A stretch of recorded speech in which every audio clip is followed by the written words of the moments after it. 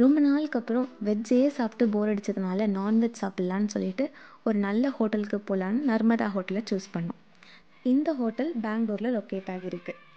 So இங்கே நாங்கள் என்னென்னலாம் ஆர்டர் பண்ணோன்னு பார்த்தீங்கன்னா, ஸ்டார்டர்ஸ் அப்படின்னு வந்துட்டோன்னா லெமன் சிக்கன் ஆர்டர் பண்ணியிருந்தோம். அதுக்கப்புறம் ஆந்திரா ஸ்டைல் ப்ரான் தொக்கு ஆர்டர் பண்ணியிருந்தோம். இதில் லெமன் சிக்கன் அதை பற்றி சொல்லணும்னா சூப்பராக இருந்துச்சு. இதில் லெமனோட டேஸ்ட் நல்லாவே சிக்கனில் இறங்கியிருந்தது. ரொம்ப ஜூஸியாக இருந்துச்சு.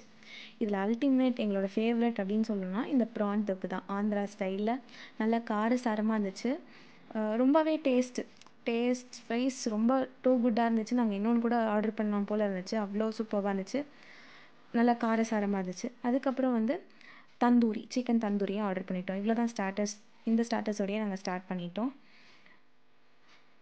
தந்தூரியில் சிக்கன் சூப்பராக நல்லாவே வெந்திருந்தது. மெயின் கோர்ஸ் அப்படின்னு பார்த்துட்டோம்னா நாங்கள் mutton biryani and then fish biryani order பண்ணியிருந்தோம். ரெண்டுமே பாஸ்மதி ரைஸில் தான் செஞ்சுருந்தாங்க. டேஸ்ட் அல்டிமேட்டாக இருந்தது. தென் கர்ட் ரைஸ் ஆர்டர் பண்ணியிருந்தோம்.